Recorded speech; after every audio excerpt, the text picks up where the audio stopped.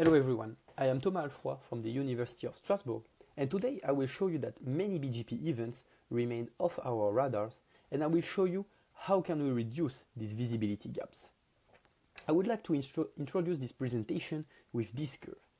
This curve presents the quadratical increase in the number of collected BGP routes over the last 2 decades. And this number has grown so much that now approximately 1 terabyte of raw data is collected every day. And as the internet is in continuous expansion, we can expect this number to continue following this quadratical increase in the next years. While both researchers and network operators get the BGP data as granted, the public BGP data collection platforms such as RIPRIS and RoutViews are facing data management challenges and are responding to this quadratical growth in the volume of collected data by limiting their coverage, as stated in these 2 blog posts written by RIPRIS operators. This limitation of the platform's coverage creates dangerous visibility gaps of the internet routing ecosystem. And in the meantime, even with the current volume of data that is collected, current users often do not have the required resources to process all the collected data, and they often resort to arbitrarily sample the data, which further make the visibility gaps even worse.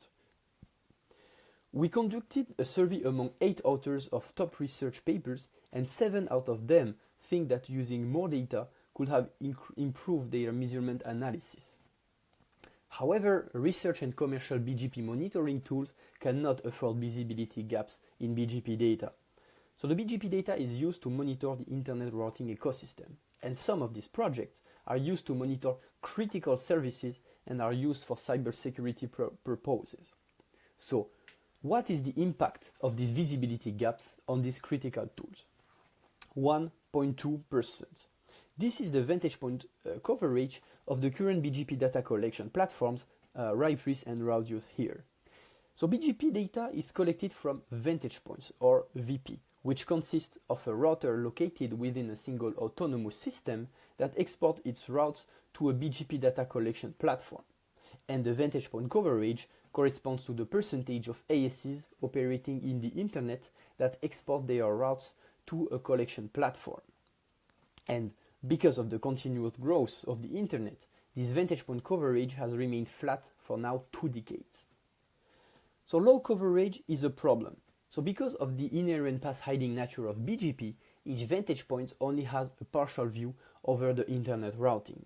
So if we do an analogy, it's like when we monitor the Earth's surface from satellites. So every satellite only sees a small portion of the surface, and since we only have a limited number of satellites, many important information may be missed. So because it is very hard to precisely know what we miss from vantage points that are not deployed, we measure the impact of the low RIPRIS and RoutViews coverage on 3 use cases using simulations in a controlled environment. So we'll focus on the first use case, which is peer-to-peer links observation. So here we focus on peer-to-peer links as they are the most challenging to observe. So on this graph, we present in the y-axis the percentage of peer-to-peer links that are observed in our simulations according to the vantage point coverage in the x-axis. So here for our simulations, the vantage point coverage corresponds to the percentage of ASs from which we are using the data. And we will show that with the current RIPRIS and RoutViews vantage point coverage, we may miss a lot of important information. So here, with a vantage point coverage of 1%, we may miss 84% of the peer-to-peer links. And these results suggest that we should have an at least 20 times higher vantage point coverage, as with, for instance, with a vantage point coverage of 50%, we miss only 11% of the peer-to-peer links. So with the current vantage point coverage, we are missing 84% of the links according to our simulations. And we also observe similar results for the 2 other use cases, so inter-domain failure localizations and forgery hijack detection. So if you want more details about this experiment, you can see the paper. So in this presentation, we will explore a new BGP data collection paradigm. So the current data collection strategy consists of collecting all the routes from a few ASs. But here in this presentation, we will present GIL, a system that collects a few routes from many ASCs. And little spoiler alert, you can already start peering with GIL at bgproutes.io if you're interested in. So first, we will make a key observation, which is that BGP routes are often redundant. I will show you how BGP routes can be redundant using this small gadget. So here we will consider a 7 AS internet topology, where AS4 will announce two prefixes, prefix 1 and prefix 2, and AS6 will announce one prefix, prefix 3. In this scenario, we'll consider the deployment of two vantage points, one in AS2, one in AS6, and both these vantage points will export all of their best routes to a BGP data collection platform. We will now consider two BGP events that will trigger new BGP routes. So first, an interdomain failure on the link between 2 and 4, and second, an hijack intended by AS7 targeting prefix 3. So because the primary pass from AS2 to prefix 1 and prefix 2 uses the fade link, the vantage point 1 will receive two new routes, one for prefix 1, one for prefix 2, with a new AS pass that circumvent the failure. And also we have a similar case with vantage point 2, which receives two routes with an AS pass circumventing the failure. If we now take a look to the collected routes, we can clearly see that they are very redundant because they share very similar BGP attributes. But in addition of this problem of having redundant routes, we have two other problems. First, the failure is visible in only one direction, which is problematic when applying failure localization algorithm, because these algorithms often require to see the failure in both directions to produce accurate inferences. And the second problem is that none of the collected routes enable to detect the hijack. I will now show you how redundant BGP routes enable an overshoot and discard collection strategy. So the overshoot and discard collection strategy is a new data collection paradigm for BGP data, which works in two steps. First, the overshoot, meaning that we will collect data from as many vantage points as possible in order to prevent missing important information. So here, in this scenario, instead of collecting data from only two vantage points, we'll collect data from 5 of them. Obviously, we will end up with additional collected routes, but here, the new collected routes enable very interesting inferences, because now we are able to see the failure in both directions, and thanks to the route collected by vantage point 4, we are now able to detect the hijack. Obviously, with these additional vantage points, we are collecting more data compared to the current data collection strategy. And this is why we are applying now the second step, the discard, meaning that we will filter out the redundant BGP routes in order to reduce the volume of data that is collected. So here, once again in this example, instead of collecting all the data from all the vantage points, we'll deploy filters on our BGP collector that discard the redundant routes. So here, instead of collecting 6 routes, we'll collect only 3 of them. But since we discarded only redundant routes, we are still able to see the failure in both directions and to detect the hijack. Unfortunately, some other objectives become unachievable with the deployed filter. So for instance, if a user wants to know if prefix 1 and prefix 2 are sharing the same BGP attributes, this objective is not feasible with the collected routes. And this is why we need to be careful when generating filters, as we want the retained data to enable conducting as many measurement analyses as possible. Now I will present you GIL, a system that measures the redundancy in BGP data and uses it to generate filters that retain only the most useful routes. So GIL uses a custom BGP collector, so one deployed for each of our peers, and these BGP collectors are optimized to collect BGP route updates, such that GIL can support more than 10,000 BGP sessions on a commodity server. GIL then installs filters in the BGP collectors. So if a received route matches any of the deployed filters, it is discarded. Otherwise, the route is retained and stored in our database. GIL also uses an orchestrator, which main task is to generate the filters.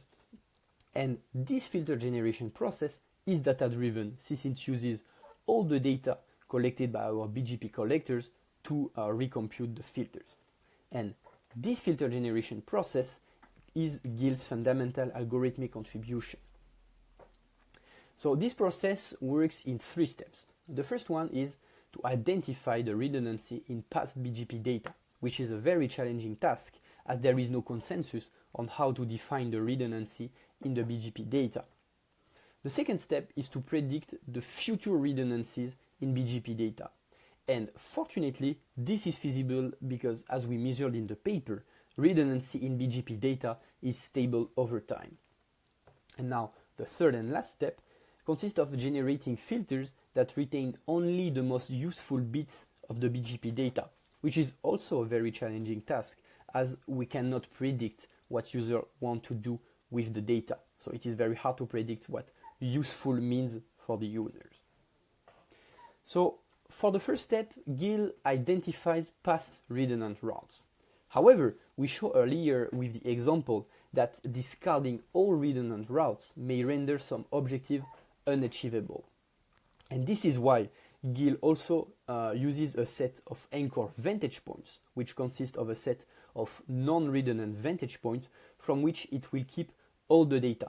So, for instance, objectives that requires an entire routing table are still doable. So, for instance, if one wants to map, do a prefix to AS mapping, this objective is still feasible. Then GIL uses these 2 information to identify the space of possible future redundant routes or anchor vantage points. And finally, it generates filters that discard only future redundant routes that do not come from an anchor vantage point. So GIL will keep all the data from the anchor vantage point, even if redundant, such as the retained data also enable conducting measurement studies that requires redundant signal in the BGP data. Obviously, GIL needs to regularly refresh the filters in order to maintain them accurate over time. So in this presentation, we will only focus on GIL's process to identify past redundant routes. If you're interested in the other processes, you can refer to the paper. So the idea here is that GIL classifies a BGP route as redundant if it is not required to reconstitute other routes. And so it is like an image compression algorithm, but for BGP data. So for instance, we'll have an original set of BGP routes and here an original set of pixels if we are using our analogy, so an image basically. And this original set of pixels can be compressed into subset of pixels, but different subsets of similar size may not be as useful as each other's. So for instance, here the first option is a better compression as it contains the most representative pixels from the original image, while the second option is not representative and contains also redundant pixels. So it is easier to reconstitute the original image from the first subset. And so GIL applies this kind of compression algorithm to the BGP data. And good news for us, since BGP routes are highly redundant, many routes can be discarded without losing critical information. So on this graph in the x-axis, we present the reconstitution power, which consists of the percentage of original routes that we can reconstitute from one of its subsets according to the percentage of retained routes. So, and we can clearly see that this reconstitution power is always pretty high because we can reconstitute 94% of the original routes from only 7% of them. And note that these results are produced using real data collected by RIPRIS at RoundViews and not extracted from simulations. I will now show you that GIL positively impacts many studies, both on the long and short term. So we estimate GIL's long-term impact using simulations on mini internet with 6,000 ASCs. So we are comparing the current approach, which consists of collecting all the data from 2% of the ASCs in our simulation, against GIL collecting data from 50% of the ASCs, but discarding 96% of the collected routes, such that the volume of data collected by both GIL and the current approach match. And then we evaluate the benefits of GIL on 3 possible use cases, so topology mapping, failure localization, and type 1 hijack detection. And we can clearly see that for all the 3 use cases, GIL significantly improved the trade-off between volume of collected data and inferred information from the data, because GIL enabled to detect 3 times more peer-to-peer links, to localize twice as much failures on peer-to-peer links, and to detect 9% additional type 1 hijacks compared to the current approach, while processing the exact same number of BGP routes. GIL also have an immediate impact on existing studies, as the algorithm used to identify the redundancy can also be used to sample BGP data. For instance, with the exact same volume of data collected from RIPRIS and route views, GIL improves SCADA AES relationships dataset by finding 16% more AES relationships compared to the original dataset. GIL also helps DIFO to detect 31% additional cases, suspicious cases of forged origin hijacks with the exact same volume compared to when using an arbitrary sampling of the data. Obviously, there are many more benefits of using GIL, and you can refer to the paper if you're interested in. So a prototype of GIL is currently running at bgproutes.io. So here, the objective of GIL is not to replace the current BGP data collection platform, such as RIPRIS and route views, but to propose another way to collect the BGP data. And in fact, we have bootstrapped our system using data from RIPRIS and route views. So now, why should you start peering with GIL? So first, this process is entirely automated and will take you no more than 5 minutes to set up a peering session with GIL. Second, we want the stored data to be public so that all the community can benefit from the data collected by GIL. And second, we envision to forward interesting information for operators prior discarding it, such that operator can have a higher coverage for their prefixes. So thanks for your attention, and I'm really looking forward to present this in the real conference. Thank you for your attention.